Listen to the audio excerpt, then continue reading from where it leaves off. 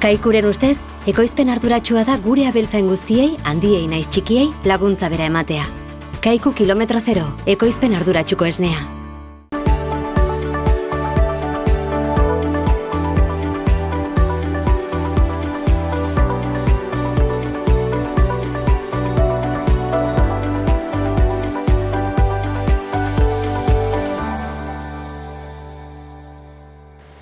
Ongi etorri Ur eta Lur saio berri honetara.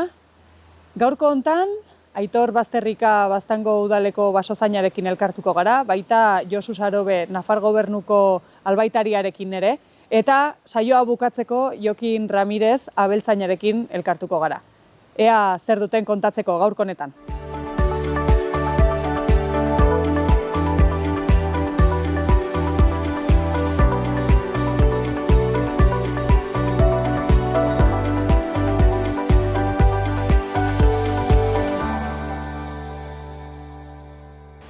Bueno, hemen dugu Aitor Bazterrika, Baztango udaleko basozaina, eta berarekin aurtengo erreketei buruz solastuko gara, eta sutei buruz ere baldin badaude.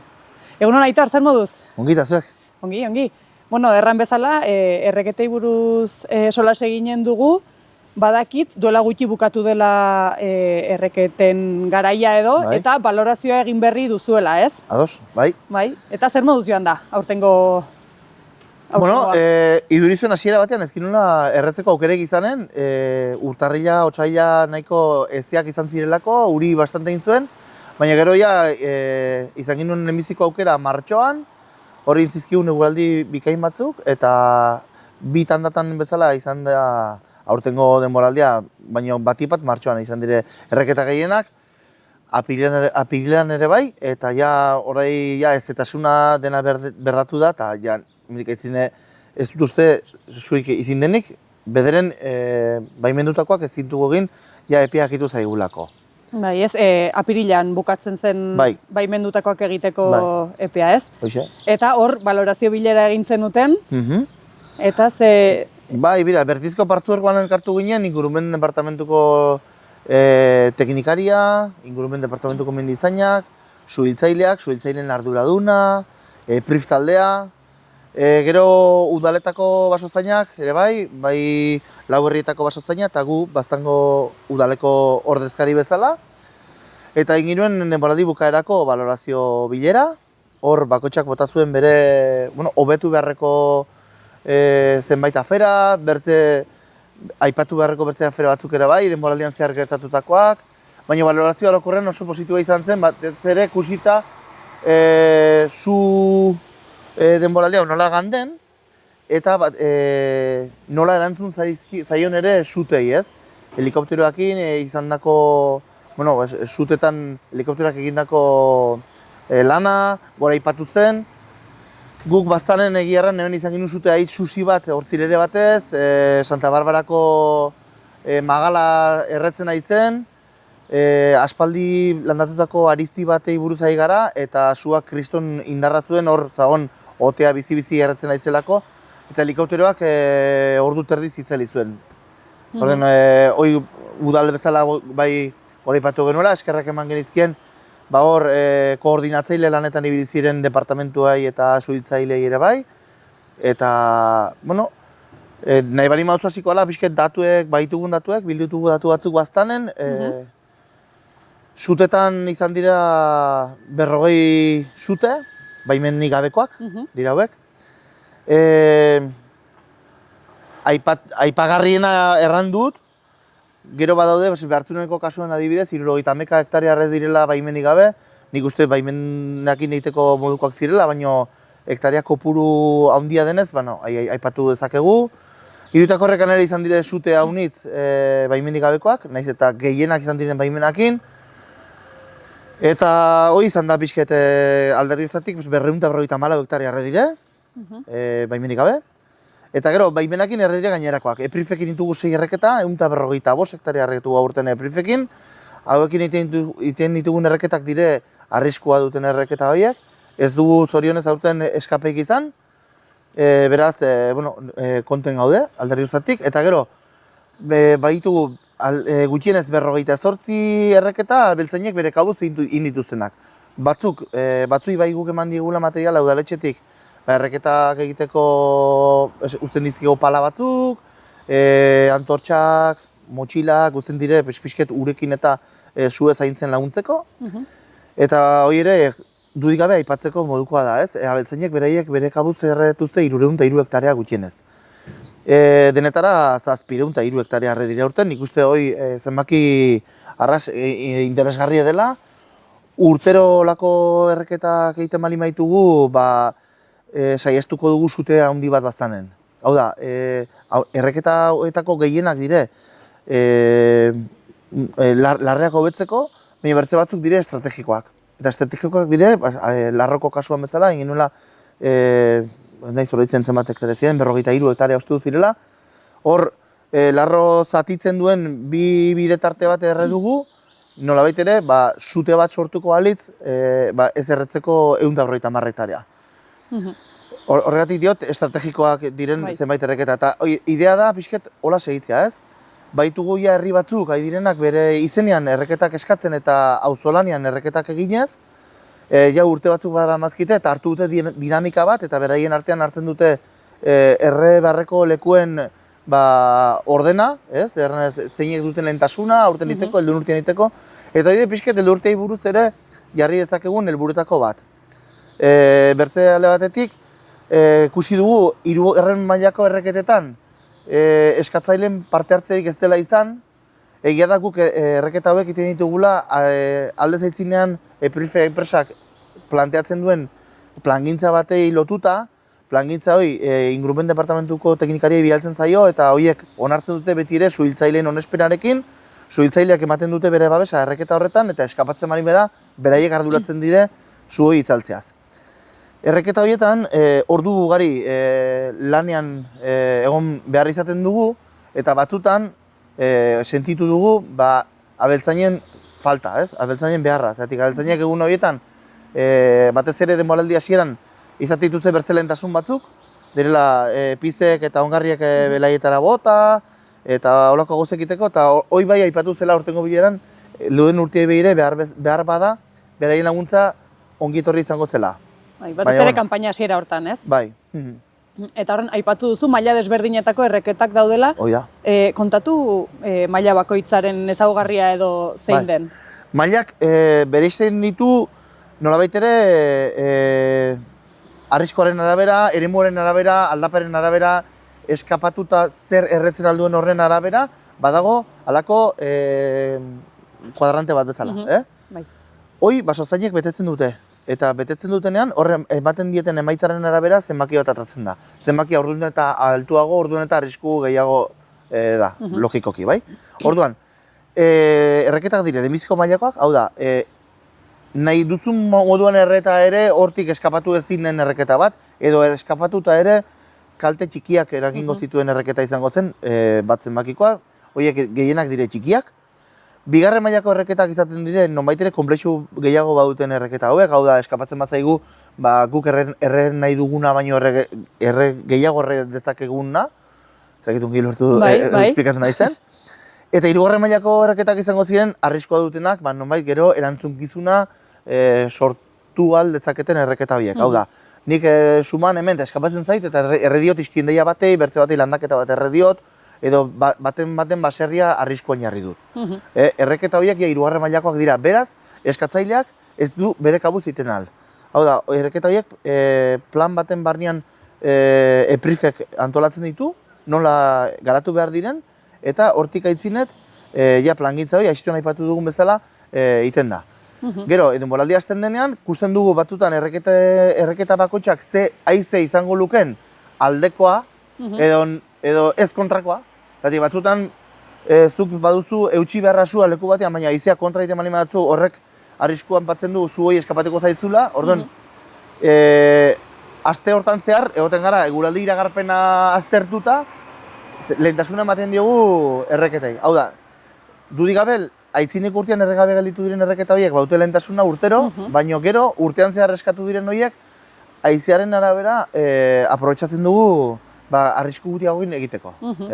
Hortaz, aurten nik uste asmatu dugula erabat egin ditugun erreketa horiekin. Bueno, orduen aurtengo valorazio positiboa, ez, erran duzu? Bai, dudik gabe, bai. Eta alduen urtera beire, abeltzainei dei hori, ez? Eta, bueno, suteak ere ekiditeko deia, ez? Denei. Bai, eta gero, jolin, gabaz sumateko eta kostumbrioak kendu, iduri ez dutubela inoiz kendu behar, ez? Nik ez dut inolako zentzuik harpatzen, egunez egin daitezken erreketak direlako, eta laguntza eskaintzen da udaletik, suhiltzaileen esku prefor dago, arriskua balin badute. Oraindik ez du inorek erantzun bizunik ordaindu, nik daki dela, kasu bakarra zautzen dut, baina hor izan zen kable bat errezelako, eta, bueno, baina bertzeiz ez da olako gertatu inoiz. Eta batez ere, kontutan eduki behar dugu noizbait gertatuko balitz sute handi bat eta larria, gabaz patzen bali badugu suhiltzaile guztiak hor, berain buruak arriskoan jartzen, izan daiteke istripu bat larria, non behar dute suhiltzaileen laguntza, kotxetik atratzeko, eta personen biziak ere hor arriskoan daudela, ezta? Konstiente izan behar dugu, batez ere, haizea handiekin nahi garelaik sumaten mendien, horrek ze eraginak izaten aldituen. Eta iduri du horrek nolabait ere, norbaitei, batzui, ezagit, motibatzen diela, ez? Baina, noizbait harrapatzen bali badute persona bat, horrek izaten alduen eragina beraiengan ere, larria izango dela, aipatu beharra dago. Eta ez dela modue lan iteko. Goi gara hemen, kriston esfortzu aiten, lanian, suetan, ordu omniz pasatzen, kriston beroak pasatzen, eta bertze batzuk aldiz irudidu, bueno, horiek egiteko erresagoa dela suman eta eskapatzea. Ja. Bueno, eta gainera baliabideak jartzen direla, ez? Hoi da, horregatik. Ez balimetzen baimenik baten, edo baliabideak jartzen, ulertzeko altzen, ez? Garai hauek ere izan direlako hemen. 80. hamarkadan ez ziren baimentzen suak. Baina aspaldi, 2000 urtetik baimentzen dire erreketa hauek, batu 26 urte erreketa kontrolpekoak egiten, eta oraindik 40 sute izatea baztanen, eta gainera batzuk egunez izan dira. Iduri du, erresa dela, suman eta eskapatu, eta atorko dire suhiltzaileak, edo bertenaz itzaliko da zuen nahi duen lekuen, eta jazta, ez? Eta gero, erretuztela landaketa batzuk, Elizondoko herriko landaketa suman diote kanpaina bukaeran. Bukaera pastute.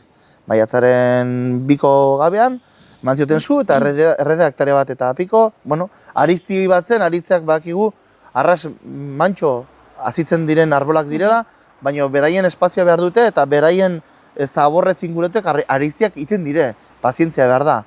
Eta Santa Barbarako kasuan, gauza bera, batu 20 urte landatu zela, eta aritz potolak badire hor, eta batzuk kaltetu dire, eta erabat kizkali ere bai bertze batzuk.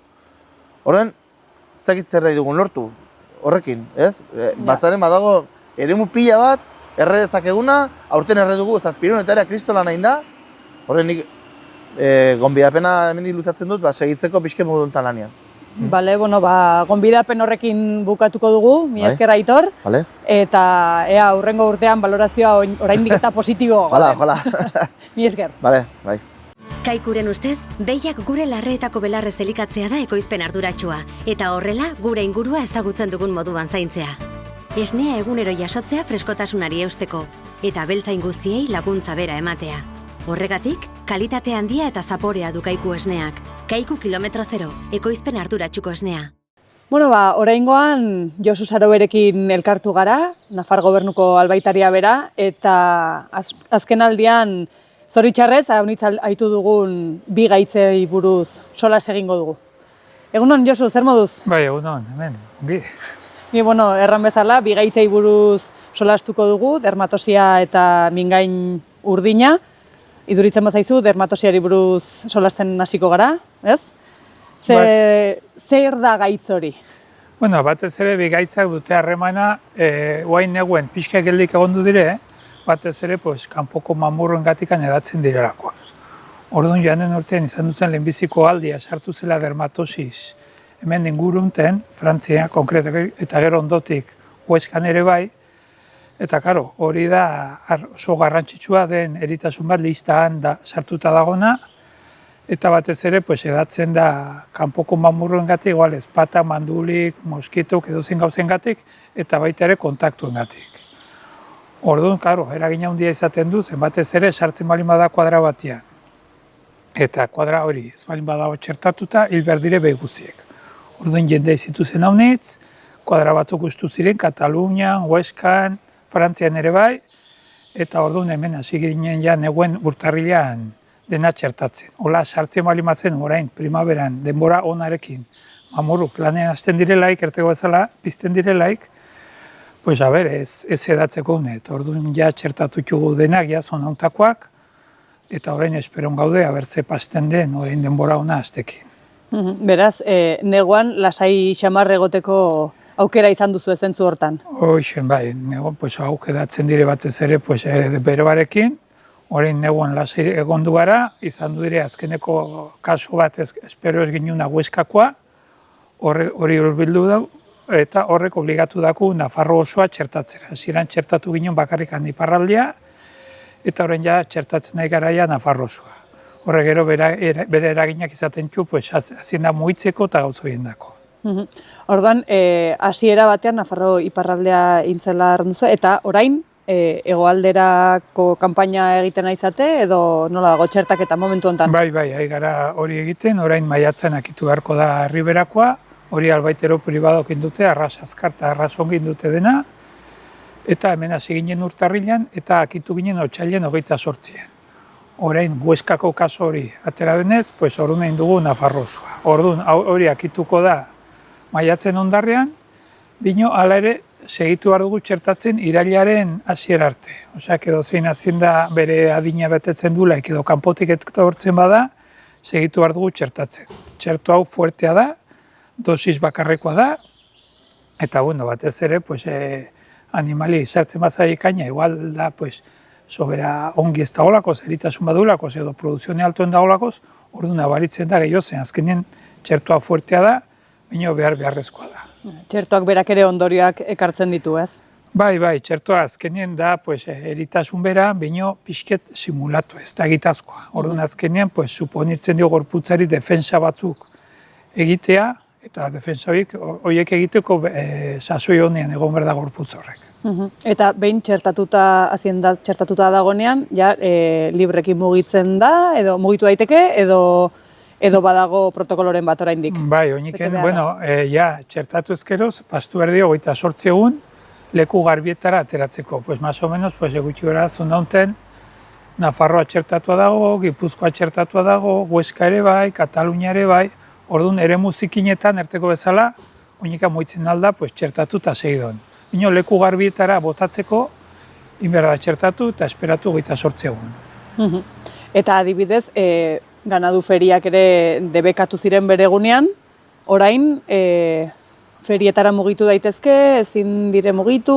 Azkenean feriena, pues, autonomia bakotxa batzen du bere neurriak, momentu honetan Nafarroan ez dugu debekuri paratu ziren bere egunean, horiak kendu ziren, eta momentuz ez da bertzeri paratu. Izaten aldire batzutan arazoak, eta badire hola pixke gehiago, hemen ez zaigu inbertze tokatzen, Herriberako bakila horiek mugitzen direla, bakila horiek alde batera eta bertzera, baina zondautan ez dugalako arazorik, momentuz. Bueno, honitz mugitzen ez diren haziendarekin ez dago...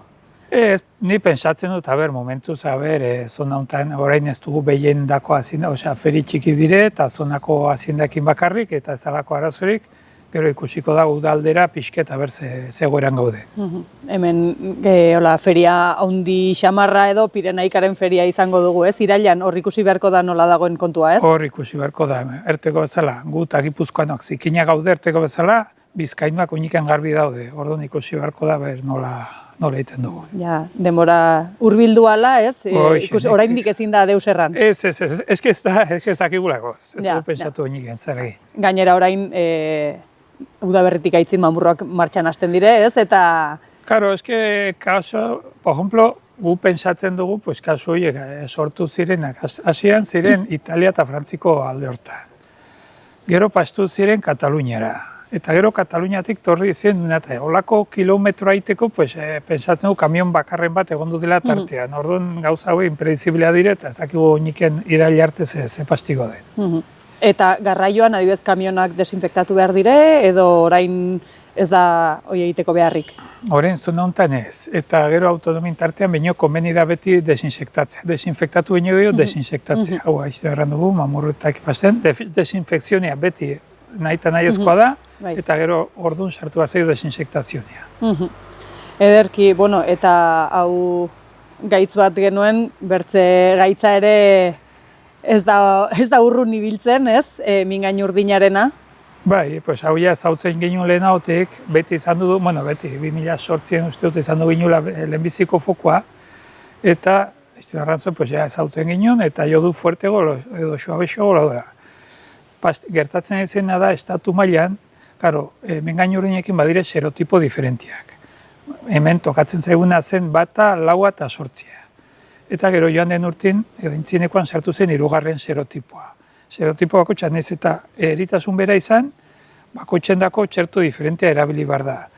Eta estatu mailan sortzen izen kriston nasketak, batean bat eta 3, bertzea 4 eta 8, eta hola. Azkenean erabaki zen martxoan txertua derrigorrezkoa zena kentzea, eta paratzea voluntarioa. Zen ikusten zen, bueno, nahiko etzelain kaltegarria, eta txerto horrekin kontrolatzen altzela, eta batez ere mugimentak oso zailak batzen ziren, leku batetik bat nazten ziren, eta bakotxa batzun bere egoera. Martxoan erabaki zen txertorik entzea, eta jendea relajatu zen. Ze pastu zen joan den urtean, moskitok hasi ziren lehenago, eta doike serotipo, 8. serotipo fuertego hasi zen. Eta ekainan ja hasi ziren ja ardiek hiltzen, ardiek eritzen, batez ere profesionalak zirenak, horiek bai txertatu zituzten neguen, bere sasoinean, pixket porxe kaso, eta, karo, gero udan sartu zen fuerte eritasuna. Behi eta normalean, apenas ikusten etzena, behian ere bai, zerbait nabaritu zen, batez ere esneko behietan, egunero ikusten dire, eta esnean nabaitzen dire, gorritan pixke moteldu ere bai, baina ardietan kaltea handigo intzuen. Eta, orduan, karo, jende hasi zen, behala nahizula txertatu, gu txertaketa kanpaina subvenzionatzen ginen. Baina jendean nahi zuten orduan dena batean, txertuak itu zen, gero bazen bildurra 3. serotipoa sartuko zela, zen nahi zen alde batetik, iparraldetik, bertzaldetik, eta Espainiatik goiti. Etortzen, ure hasieran uste ginen fuerteago zela, hurbildu zen hori ere bai, Gipuzko aldera, Rioja aldera, baina unataino etzen aietu. Orduan jendea jakusiezun zer zen txertua, eta ze beharrezkoa zen txertua, eta jende guzti, gehienak txertatu zuzten. Salbatu ziren batez ere, hauniz kasotan salbatzen ziren mendian ibiltzen zen hazien. Azkenean moskitoi aize zaio gustatzen, eta mendik askotan ez da apenas moskitoi, eta alde bajotan izaten da gehiago. Baina, orduan jende hauniz hor txertatu zuen, eta aurtez berriz txerto kanpaina batu da voluntaria, Nafar gobernuak txertatzen, subvenzionatzen ditu ardien txertaketak, bai serotipo 4 eta 8 da alde batetik eta 3. serotipo abertzaldetik, hortarako ere bai, albaitero pribadokin partu behar dira harremanetan, eta jende hasi da orain ja txertatzen, batez ere joanen urte ikusita.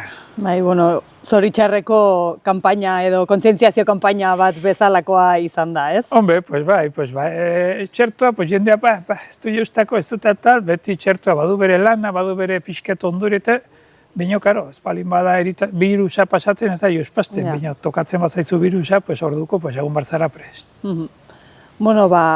Onaino iritsi gara bigaitzaue buruz solasean, urrengotarako berri hobeak ditugun. Bai, ikusiko dugu, uda honetan, nola martxatzen duen. Momentu zubri egin du, eta logikamente, bero eten balin badu, moskitok eta hasiko dire, baina, ikusiko da. Hori da. Mila esker. Bai, zuei. Arizkungo ordoki poligonoan Baztandarra kooperatiba, gasolindegi zerbitzua A eta B gasoila. Nekazal produktuak erosteko denda. Burdindegia lanerako arropa zein oinetakoak.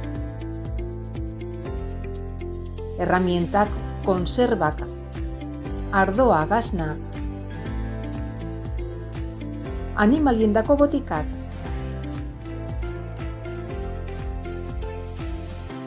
Baztandarra kooperatiba zure zerbitzura.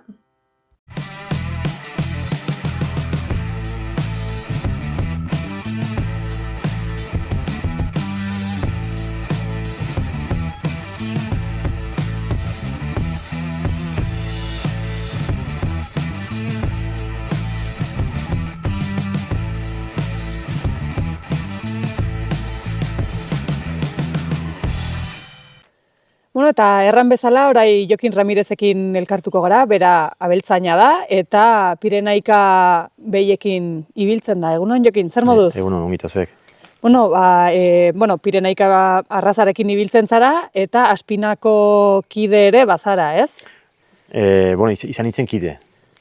Kide bai, izan nintzen juntan ere bai, ja, bukatu nun, eta kide segitzen dugu, aspaldi hasi ginen nintuelaik 13 urteola, eta momentuen segitzen du pixkete ardaza mantentzen, eta nahizte egoera ez den hobeena ez, baina, aigara bodokatzen, gara nostalgikoak. Elkarte baten parte izateak beti ere lagunduko du, ez? Pentsatzen dut?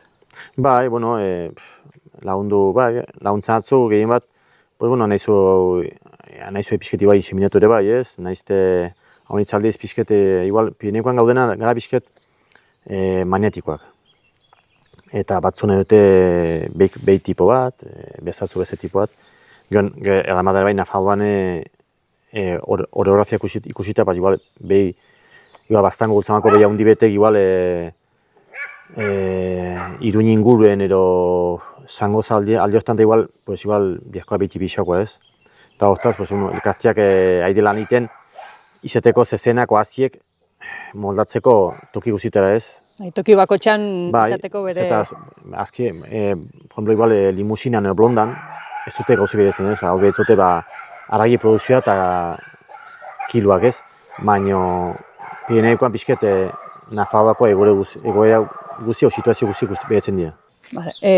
Aspinako urteko batzarra egina duzu ez, da? Bai, hori matxoa izan zen, pastoia nintzen izan, ez nire posible, baina hura matxoan bai.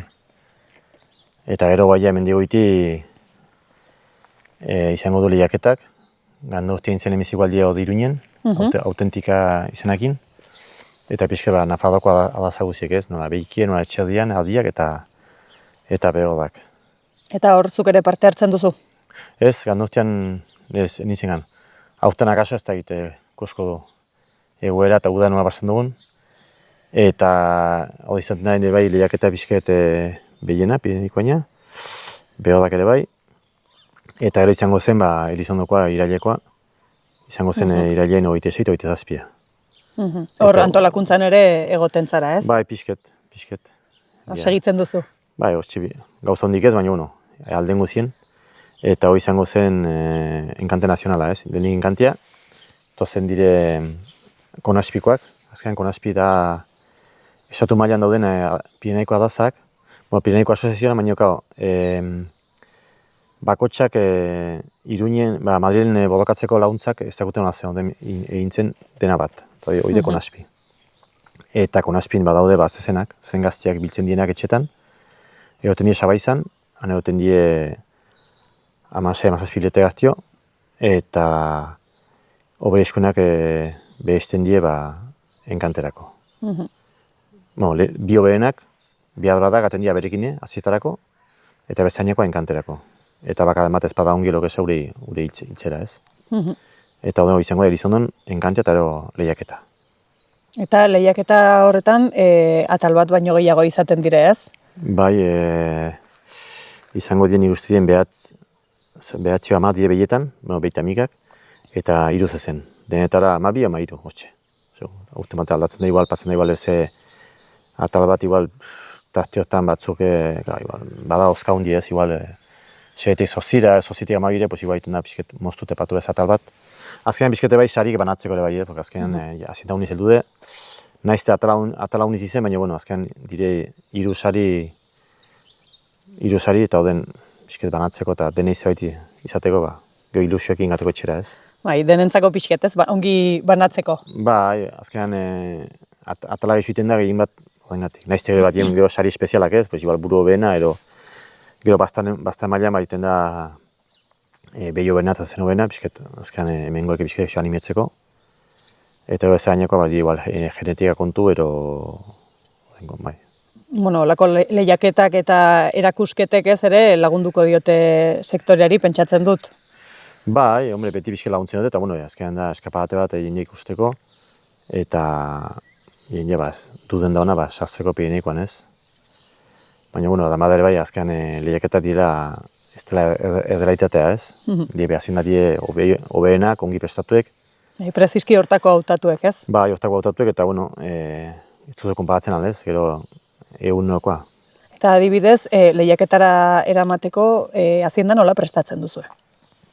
Prestatu pixket bizuia gaztia benpin bizuia sokatik ibili lehentxago, eta adinekoa lehenagotik ibili bada, badu jautura, eta ezpada bat egoitu eta dezitu egizu igual lau bost urteko behibet hastea nahiko zaila da. Azkenean bizu behibet ez da esako bat sokatik ibiltzea, ez? Eta bizu ohitura, gero behiare alaberian, zenbait behiku, bakotxa bakia kapaz den ure sokatik ibiltzea ez. Ingu izan dugu eta unitzek izan dute, igual behi aski hona, baina bakizu ez duzule igual etxan naizte ibili gero bakizu plazan baizura adizko, ez? Naiz, ez da berdine sokatik ibiltzea etxean eta gero plazara eramatea, ez? Ez, etxan da gauz bet eta plaza da azken jende honiz bada, umeak, soinue, altabozak, naizte badaki jende honiz etxetan musika eta jazen eta sotxe egiten, baina ez da gauz bera. Bada jende hau ere prestatzen duena. Bai, baina gero plazaren hasieran nerviosten da honiz. Bai, ez da bere eremu naturala. Ez da bere toki eta, azkenean hainbeste hasien da juntetu eta kamionan eraman, eta lemizko gune pastuta gaizkiro, igual igandeko oitutzen die, nekatzen die eta aspatzen die, eta baina lemizko bi egune gozea eta launbeta, eta plaza atazia ez, plaza atazia batean, da ongi pentsatu bai, ze beha gama izun. Zuek ere ezagutuko duzu ez, erran duzu ze behi aukeratzen aldeen edo zein naizta polite izen edo, ez? Eta alare ustez da azina mantxoa bat izun, han baizu aldizkue beti pastan bakaden bat, eta geotak gutio, nik lehenak usitu gauza hauniz paste, baina geotak gutio, baina beti baizu aldizko, azkena, hainbeste hazien den tokien, eta hainbeste jendie eta, egun ez dute horiek ere gugezara, ez dute egun berdinek. Eta gainera ez dela beren toki naturala, ez? Ez da beren toki, nahizte ongi patzen den ure eta, baina ez, gehien bat, beren toki, nahizte han lotuek egon, gero beren tokiti pista atatzean oide okerdena, pista sazioi. Bai. Eta beren toki naturala bai dena da bazkalekua, ez? Orain iztente sartikotu zuen? Bai, iztente ekainen batean, Lizazokoa izango da egunotan, eta gero erdiz tabelatekoak izango die ekainen batean, aurten astrena tokatzen da. Eta gara, bada aukera gateko batez proposile egunean berian, udaletxeko langilekin solastu, azetaztean bere eraman. Ekainaren batean ezin baldin baduzu, bada... Eta gero bada bezemazkan nik uste den ondo gazteuren ondokoan, uste dizte. Ola zebait ere. Eta bezan azetaztean berekin solastu, bada aukera sazeko. Guai abiaute berek ikusi, zazian gehiematu gaiko pak behar dionen gatik, biote lehenago etxetik makatzen ziren eta eramaten ziren edizune egunien. Baina guai ez biote berek anegon ikusteko zenbat sazen dien. Kontrol bat eramateko, ez? Bai, ekien zenbakiek eta hola jau dire gauze. Eta nola dago orain Pirenaikaren egoera? Pirenaika eta aragin inguru gandu guztian nahiko ongi zaon. Guaire momentuen ez gaitaz bezen ongi, azken guaiko egoera kusite zepazten den gerdaukint, azken transportea eta gasolia eta goratzekin, badu ikusteko azkenan zuke kanpoko lanak eta haziendak eta siloa egiteko plastikoak eta pentsuek ere azkenan goratuko die, beznaz erdegaiak behin goratzekin denak, hortan sazen da dena, ez?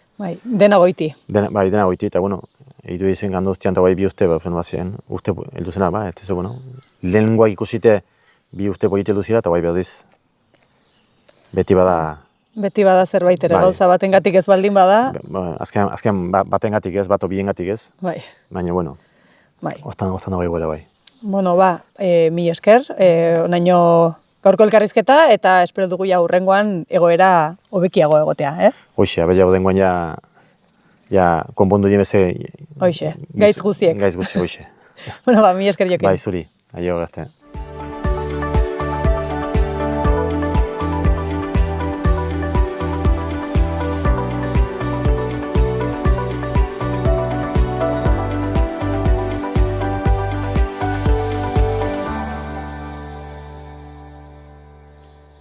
Bueno, ikusentzuleo hau izan da, gaurko ur eta lur saioa. Espero dut gusteko izana eta hurrengora arte. Segi bizkor!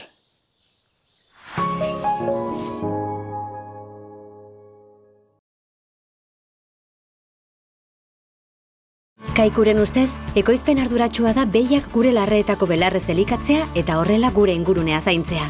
Kaiku kilometro zero, ekoizpen arduratsuko esnea.